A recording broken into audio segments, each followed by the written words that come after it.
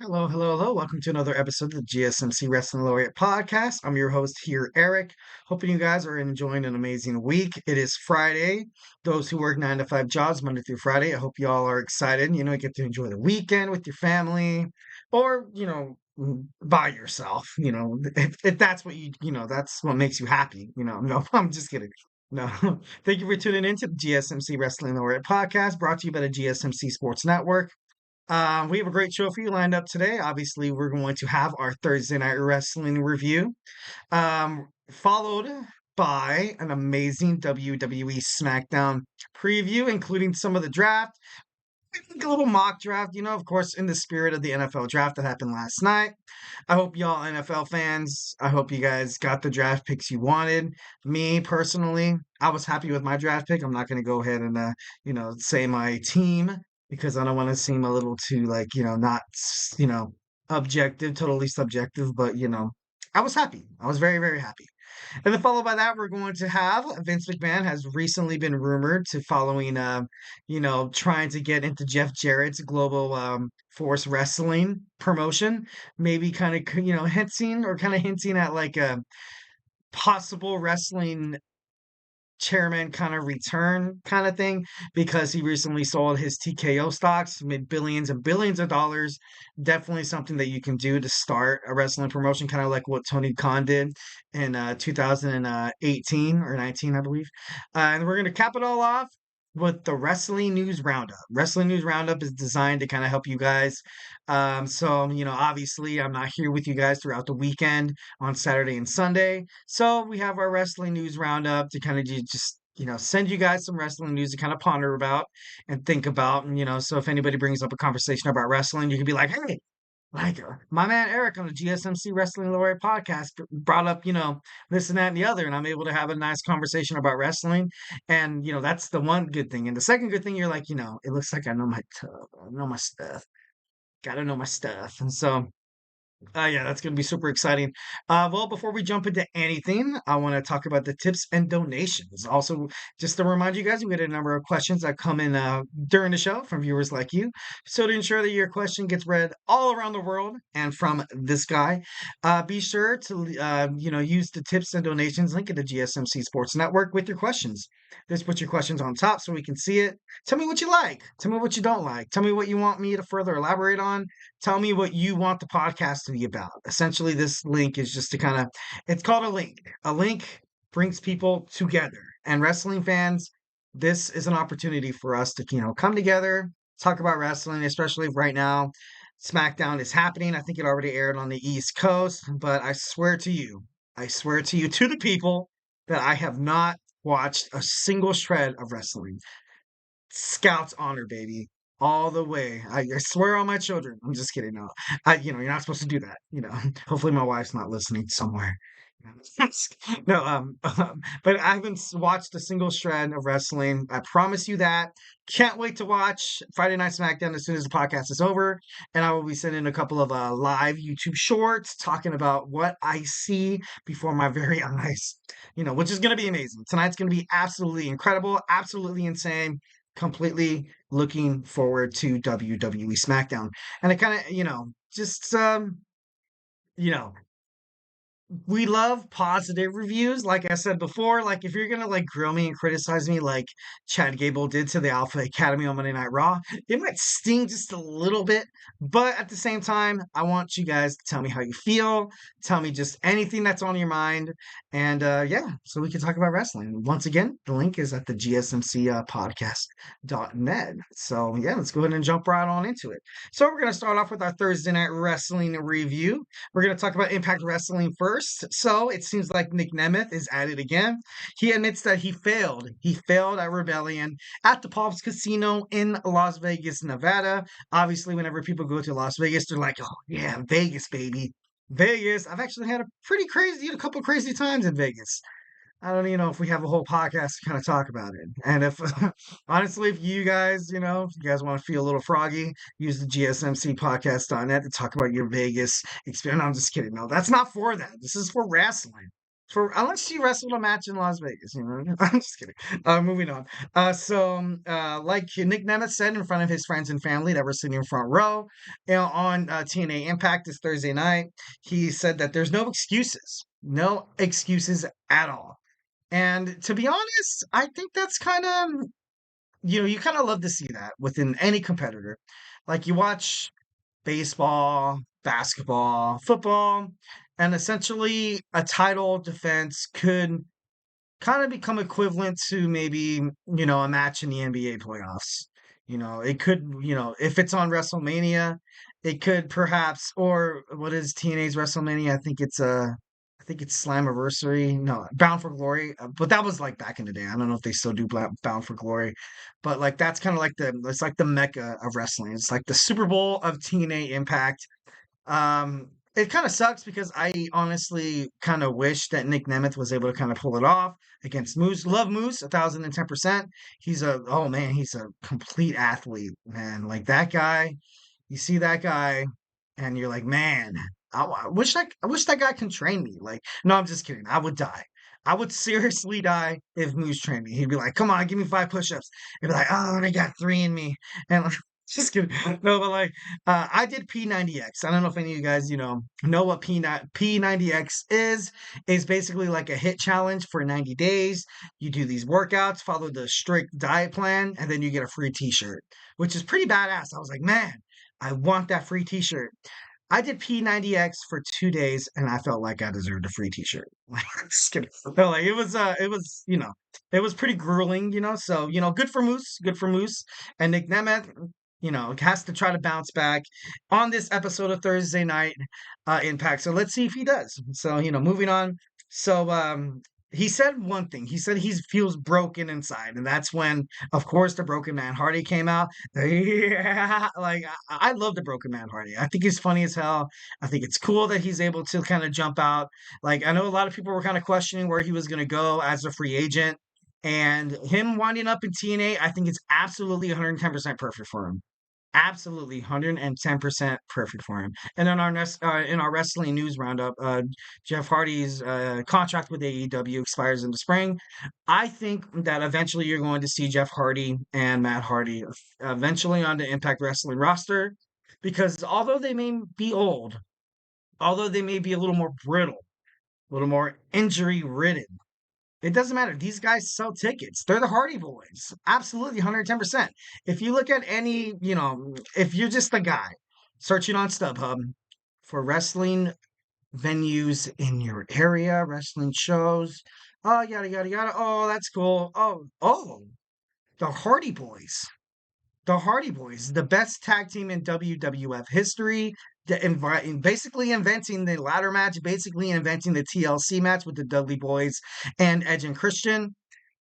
That's just something that can't be ignored. That's just something that no matter what has happened in Jeff's past, including all of his DUIs and his struggles with alcohol abuse, that's just something that just can't be like just overlooked. These guys are talented. These guys give everything they got to go inside of the ring, share what they love to do. And these guys, like I watched a documentary about these guys, and these guys, ever since they were children, were up wrestling, watching wrestling, trying to be wrestlers. I think one of them, I think it was Matt, who said that sometimes he would walk around the hall in his in the high school, like kind of, act like, dressed like Ric Flair, kind of have the persona of a wrestler and stuff like that. And I think that's cool. That's cool. Little dorky, but that's absolutely cool. And honestly, you bring the Hardy Boys to any kind of wrestling promotion, and it's going to get some stars. It's going to get some views. It's going to get people excited, and it's going to put the butts in the seats. Thus, being good toward the ticket revenue, merchandise sales, and I just think it's an overall winner. So so like I said, the broken Matt Hardy. He came out once when Nick Nemeth said he feels broken. The broken Matt Hardy usually has the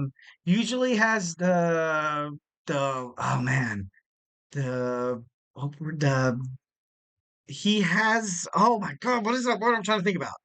Oh god, it's totally blanking to me and it's driving me crazy. But basically he has a reputation of preying on people in fragile states where he's able to kind of bring them into his little clan and ultimately make them broken as well. Obviously he did this when he joined Bray Wyatt as a tag team in the WWE, but I think it's great. I think it's great for Impact Wrestling to kind of have this going on right now. And the Broken Matt Hardy signing with them is definitely a huge win. Definitely, if it was the NFL draft, it would be graded an A plus. So. Next, we have the System versus, as well as a Moose, basically seeming like they're a little unstoppable in the world of TNA Impact Wrestling. And I know everybody's like, like they recently has shown kind of like not a stronghold over their promotion, but it seems like maybe, just kind of gives a little bit about how to beat Moose, how to beat the System, and also just a way to kind of just rid TNA of the championship title because he's had that title for quite a long time. He's going to obviously like I don't want to be like he's the Roman Reigns of TNA Impact because Roman Reigns had a 1,316 day reign, but honestly, it's starting to get it. He's so dominant, absolutely dominant. And a lot of people think, oh, he just has the title because he's moves, this and that and the other. But talent, honestly, when people have a lot of talent, you tend to bring people around them. You tend to kind of focus your I don't want to say promote. You kind of focus your weekly televised events around them, and it just brings you viewers. That's what people want, obviously. Like you see these wrestlers put their hearts on the line in the ring.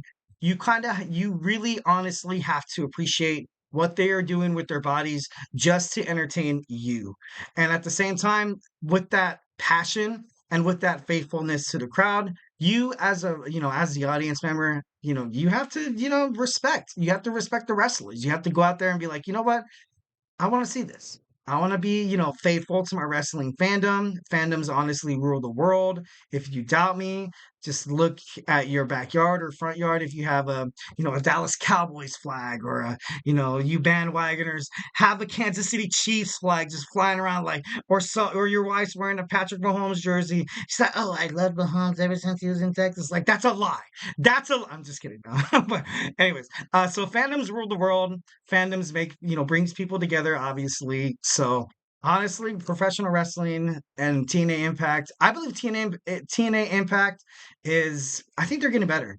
I think they're getting a hell of a lot better. They have a great talent as wrestlers, and they just need that little push just to become, just to kind of be within the grasp of kind of like AEW and the WWE, although the WWE is, a complete juggernaut in terms of professional wrestling. But honestly, TNA did it almost once before when they had Kurt Angle, Sting, AJ Styles, Christopher Daniels. Like it's possible. It's definitely possible. So, don't doubt that. Next, we have Jordan Grace challenging Miyu Yamashita to a Knockouts World Women's Championship match next week. It's going to be pretty cool. Zaya Brookside defeats Ash by Elegance, which was totally crazy. I honestly thought that Ash by Elegance was getting a huge push, but then, like what I mentioned before, I think she was injured. It would make a lot of sense that she was injured. She was replaced by Stephanie Launder, ultimately winning the chance to fight Jordan Grace at Rebellion. So I think that was like a huge step back for Ash by Elegance. But hopefully we see her in the future fighting for the championship because she's talented. Absolutely, 110%. 110%. Next, we have Sammy Callahan defeating the Good Hands. We have Eddie Edwards defeating Nick Nemeth, and of course, like I said before, he said he was feeling kind of broken. And then Broken My Heart was like, follow me and we'll be in a world of imagination. No, I don't know if that's exactly what he told him, but that's exactly what he told him. Just kidding.